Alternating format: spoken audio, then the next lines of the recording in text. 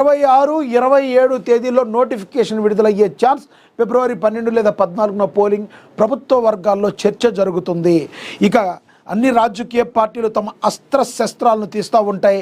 మరి రాజకీయ పార్టీలు అయితే మనకు తెలుసు తమ యొక్క పరిధుల్లో మరి ఎత్తులకు పై ఎత్తులు వేస్తూ ప్రతి వ్యూహాలతో మరి ముందుకు వెళతారు. ప్రతి రాజకీయ పార్టీ కూడా విజయమే లక్ష్యంగా ముందుకు వెళుతుంది. దానిలో ఏమాత్రం అనుమానం లేదు. కాంగ్రెస్ కావచ్చు, బీజేపీ కావచ్చు, బీఆర్ఎస్ కావచ్చు, ఏ ప్రధాన పార్టీ అయినా ఆ మాటకు వస్తే ఏ ఇండిపెండెంట్ అయినా కూడా విజయమే లక్ష్యంగా ముందుకు వెళ్ళడం అయితే జరుగుతుంది. మరి ఎప్పుడైతే ఈ 26, 27 తేదీల్లో నోటిఫికేషన్ విడుదలయ్యే ఛాన్స్ ఉంది. ఇక ఫిబ్రవరి రెండో వారంలో మరి ఈ ఎలక్షన్స్ జరిగే అవకాశం అయితే కనబడుతుందని కూడా ప్రచురించారు. మరి మున్సిపల్ ఎన్నికల నిర్వహణకు రంగం సిద్ధమైంది. మున్సిపాలిటీల రిజర్వేషన్ ఖరారు కావడం, ఎన్నిక నిర్వహణకు రాష్ట్ర ప్రభుత్వం గ్రీన్ సిగ్నల్ ఇవ్వడంతో ఇక షెడ్యూల్ జరగాల్సి ఉంది. ముఖ్యమంత్రి రేవంత్ రెడ్డి ఓవైపు దావోస్ పర్యటనకు వెళుతూ మరోవైపు మంత్రులపై మున్సిపల్ బాధ్యతలు ఉంచారు. ఈ క్రమంలో తమకు అప్పగించిన పార్లమెంట్ నియోజకవర్గాల బాధ్యతల పర్యవేక్షణలో మంత్రులు నిమగ్నమయ్యారు. ఈ నెల 21న షెడ్యూల్, 26 లేదా 27న నోటిఫికేషన్ వెలువడే అవకాశం ఉన్నట్టుగా తెలుస్తుంది. నోటిఫికేషన్ వచ్చిన రోజు నుండే నామినేషన్ల ప్రక్రియ ప్రారంభం కానుంది. ఈ నెల 29 వరకు నామినేషన్ల స్వీకరణ, 30న పరిశీలన, తిరస్కరణ, 31న అభ్యంతరాల స్వీకరణ, ఫిబ్రవరి 1 అభ్యంతరాల పరిష్కారం, ఫిబ్రవరి 2న నామినేషన్ ఉపసంహరణ గడువు, ఫిబ్రవరి 3 నుంచి 10 వరకు ప్రచారానికి గడువు ఉంటే అవకాశం ఉంటుంది. ఫిబ్రవరి 12న పోలింగ్ జరిగే అవకాశం ఉన్నట్టుగా తెలుస్తుంది. మంత్రులు ఫీల్డ్కు వెళ్ళాక సమయం కోరితే ఫిబ్రవరి 14న పోలింగ్కు వెళ్లాలా, షెడ్యూల్లో మార్పులు చేర్పులు జరగవచ్చని ప్రచారం కూడా జరుగుతుంది. ఎన్నికల సంఘం అధికారికంగా ప్రకటిస్తేగా అసలు తేదీలు తెలియవు. ఒకరోజు ఇటు అటుగా ఇవే తేదీలు ఉంటాయని అధికార వర్గాలు అంచనా అయితే వేస్తున్నాయి. రాష్ట్రంలోని మున్సిపాలిటీలు, కార్పొరేషన్లు అన్నిటికీ ఒక్కరోజే ఒకేసారి పోలింగ్ నిర్వహించేలా అన్ని ఏర్పాట్లు అయితే మరి చేస్తున్నారు. ఇక ఎన్నికల నగారా మోగిపోయినట్టే. అతి తక్కువ సమయమే ఉంది. అయితే నోటిఫికేషన్ అయితే 26, 27 తేదీల్లో విడుదలయ్యే అవకాశం ఉందని కూడా మరి ప్రచురించారు. చూడాలి రానున్న రోజుల్లో అధికారికంగా 1-2 రోజులు అటు ఇటుగా ఇంచుమించుగా ఇవే తేదీలు ఉన్నట్టు కూడా దీనిలో ప్రచురించడం జరిగింది. ఇక కర్ణాటక పోలీసు శాఖలో కలకలం. రాసలీలల వీడియోతో పోలీస్ బాస్ ఆఫీసులోనే అసభ్యకరంగా మహిళలతో ఉన్న వీడియోలు. సీరియస్ అయిన CM Siddaramaiah.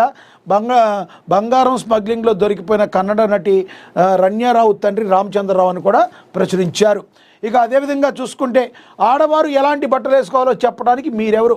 Congress MP Renuka Chowdary fire అయ్యారని కూడా మరి ప్రచురించడం అయితే జరిగింది.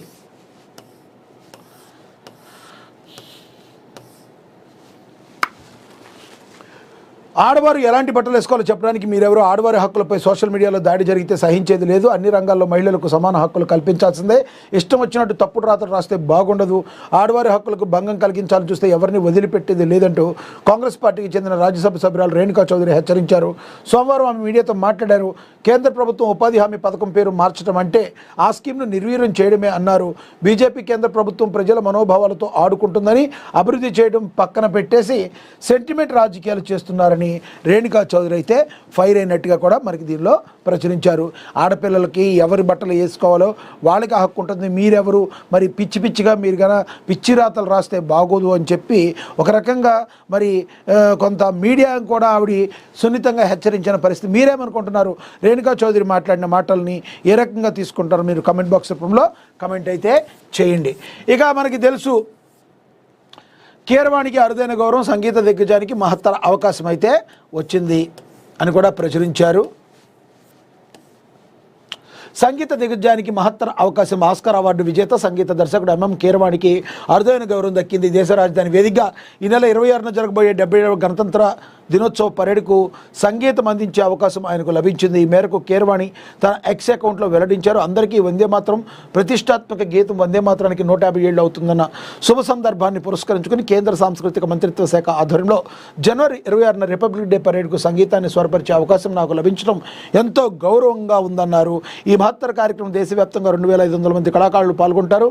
మన దేశ ఆత్మను ప్రతిబింబించే ఈ వేడుకను ఆస్వాదించండి వందే మాత్రం అంటూ తన ట్వీట్లో కీరవాణి పేర్కొన్నారు.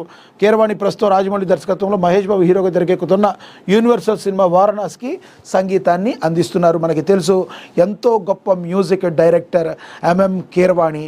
ఆయన మరి ఆస్కార్ అవార్డు కూడా అందుకున్న గొప్ప వ్యక్తి. అలాంటి ఆయన కూడా మరి ఎవరు ఎంతో అయినా కూడా ప్రతి వాళ్ళు కూడా తల్లి అంటే అభిమానించే వాళ్ళు ఎలా ఉండరు. అదేవిధంగా భరతమాత తల్లిని అభినందించేవాళ్ళు, భరతమాత తల్లిని కోసం పోరాటం చేసేవాళ్ళు, ఆ జెండా కోసం పాట రాయడానికి ఎవరైనా కూడా భావోద్వేగానికి లోనవుతారు. ఎంఎం కీరవాణి కూడా అతిథులు కాదు. మరి వందే మాతరం గీతం ఈ రకంగా మరి రాయడానికి మరి భారతదేశం యొక్క ఖ్యాతిని తన పాట రూపంలో తను మ్యూజిక్ చేయడానికి కూడా మరి రావడాన్ని నేను చాలా హ్యాపీగా ఫీల్ అవుతున్నానని కూడా ఆయన మాట్లాడటం అయితే జరిగింది.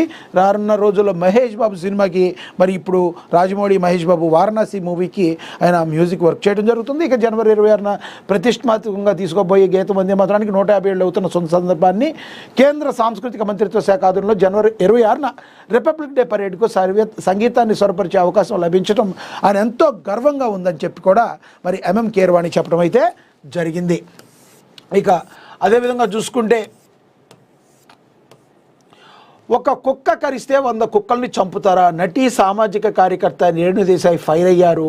మరి రేణుదేశాయ్ సామాజిక కార్యకర్త, ఇది తర్వాత 8వ పేజీలో ఉంది, దీని గురించి చదువుతాం. ఇక తర్వాత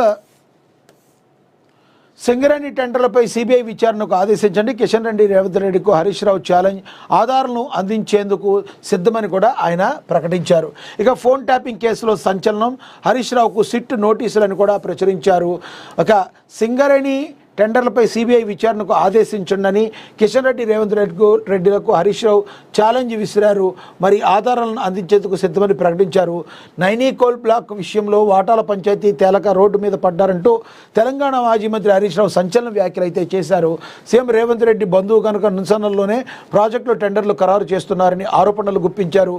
నిజాయితీ దమ్ముంటే సిబిఐ విచారణకు ఆదేశించాలని సీఎం రేవంత్ రెడ్డిని కేంద్ర మంత్రి కిషన్ రెడ్డిని ఛాలెంజ్ చేశారు. అన్ని సాక్ష్యాలను సిబిఐకి అందించేందుకు తాము సిద్ధంగా ఉన్నామని హరీష్ రావు అన్నారు. రాష్ట్ర వ్యాప్తంగా సంచలనంగా మారిన నైనీ కోల్ బ్లాక్ టెండర్ల వివాదంపై తెలంగాణ భవన్లో మీడియాతో మాట్లాడిన హరీష్ రావు అటు కేంద్రానికి ఇటు రాష్ట్ర ప్రభుత్వానికి మధ్య చీకటి ఒప్పందం లేకపోతే సిబిఐ విచారణకు ఆదేశించాలని డిమాండ్ చేశారు. ఇప్పుడు కిషన్ రెడ్డికి, బీజేపీకి, అదేవిధంగా కాంగ్రెస్కి కూడా చీకటి ఒప్పందం ఉందని హరీష్ రావు గారు అయితే చెప్తున్నారు. మీరేమనుకుంటున్నారు? హరీష్ రావు గారు మాట్లాడే మాటల్లో వాస్తవం ఉందంటారా? అసలు ఎవరికి చీకటి ఒప్పందం ఉందంటే మీరు ఏమంటారు? నిజంగా మరి బీజేపీకి, బీఆర్ఎస్కి చీకటి ఒప్పందం ఉందా అని కొంతమంది మాట్లాడుకునే మాట, మరి కాంగ్రెస్కిను అదేవిధంగా బీజేపీకి చీకటి ఒప్పందం అని మరి మాట్లాడుతున్న మాటల్లో వాస్తవం ఉందంటారా? మీరేమనుకుంటున్నారో కింద కమెంట్ బాక్స్ రూపంలో కమెంట్ అయితే చేయండి. ఇక కల్వకుంట్ల కవిత కోసం రంగంలోకి ప్రశాంత్ కిషోర్, రాజకీయ వ్యూహకర్తతో కవిత వరుస భేటీలు, కొత్త పార్టీ ప్రారంభానికి ముందు కీలక పరిణామాలు. బీఆర్ఎస్ నుంచి బయటకు వచ్చిన కల్వకుంట్ల కవిత కొత్త పార్టీ ఏర్పాటు వైపు అడుగులు వేస్తున్నారు. ఆ దిశగా ప్రయత్నాలు ముమ్మరం చేశారు. కవిత కొత్త పార్టీ కోసం రాజకీయ వ్యూహకర్త ప్రశాంత్ కిషోర్ రంగంలోకి దిగినట్లుగా సమాచారం. తెలంగాణ అస్తిత్వాన్ని కాపాడే రాజకీయ పార్టీ అవసరం ఉందని ఇటీవల చెప్పిన కల్వకుంట్ల కవిత తెలంగాణ జాగృతి రాజకీయ పార్టీగా ఎదుగుతుందని స్పష్టం చేశారు. 2029లో ఎన్నికల్లో తెలంగాణ ప్రజల తరపున పోటీ చేస్తామన్నారు. అందులో భాగంగానే పార్టీని ప్రజల్లోకి తీసుకెళ్లే వ్యూహాలకు పదును పెట్టేందుకు ఎన్నికల వ్యూహకర్త ప్రశాంత్ కిషోర్ని ఆవిడ వరుస సమావేశాలతో ఆయన కలుస్తున్నారు. అలాగే 2 నెలల్లో 2 సార్లు పీకే హైదరాబాద్ వచ్చి కవితతో భేటీ అయినట్లుగా సమాచారం. ఈ సందర్భంగా కొత్త రాజకీయ పార్టీ ఎప్పుడు ఏర్పాటు చేసే పరిస్థితులు ఎలా ఉంటాయి, పార్టీ ఏర్పాటు చేశాక ముందుకు ఎలా వెళ్ళాలనే అనే దాని మీద డిస్కషన్ జరిగినట్టు కూడా మరి సమాచారం అందుతుంది. ఏదైనా మనకి ప్రశాంత్ కిషోర్ గురించి తెలుసు. ఒక రాజకీయ వ్యూహకర్తగా తన సక్సెస్ రేట్ ఏ విధంగా ఉంటుందో తెలుసు. అంతకుముందు గతంలో కూడా మరి అక్కడ జగన్మోహన్ రెడ్డి ఈసారి ఓడిపోబోతున్నాడని కూడా చెప్పింది ఆయనే. గతంలో జగన్కు 150 వస్తున్నప్పుడు చెప్పినది కూడా ఆయనే. ప్రశాంత్ కిషోర్కి తనకంటూ ఒక మార్క్ ఉంది. మరి ప్రశాంత్ కిషోర్ లాంటి వ్యూహకర్తతో పనిచేయాలని కవిత అనుకోవటం ఒక రకంగా మరి ఆమె ఎటువంటి పరిస్థితుల్లో విజయాన్ని సాధించాలి, ముందుకు తీసుకెళ్ళాలి అన్న పార్టీ ముందుకు తీసుకెళ్లాలన్న తపన ఏ విధంగా ఉందో మనమైతే అర్థం చేసుకోవచ్చు. చూడాలి మరి రానున్న రోజుల్లో కల్వకుంట్ల కవిత తన జాగృతి పార్టీ ద్వారా వెళ్తారో లేదంటే పేరు మార్పు ఉంటుందో. కానీ ఏదేమైనా తెలంగాణ వచ్చే ఎన్నికల్లో కవిత కూడా కీలకంగా కాబోతున్నారు అంటానికి ఇదొక ఉదాహరణగా మనమైతే మాట్లాడుకోవచ్చు, చెప్పుకోవచ్చు. మీరేమనుకుంటున్నారో కింద కమెంట్ బాక్స్ రూపంలో కమెంట్ చేయండి. ఇక అదేవిధంగా పోటీపడి బీర్లు తాగి సాఫ్ట్వేర్ ఉద్యోగులు చివరకు ప్రాణాలు విడిచారు. ఇద్దరు సాఫ్ట్వేర్ ఉద్యోగులు పోటీపడి 19 బీర్లు తాగారు. చివరికి మృతి చెందిన ఘటన సంచలనంగా మారింది. ఆంధ్రప్రదేశ్లోని అన్నమయ్య జిల్లా కేవీపల్లి మండలం బండవడ్డిపల్లిలో ఇద్దరు సాఫ్ట్వేర్ ఉద్యోగులు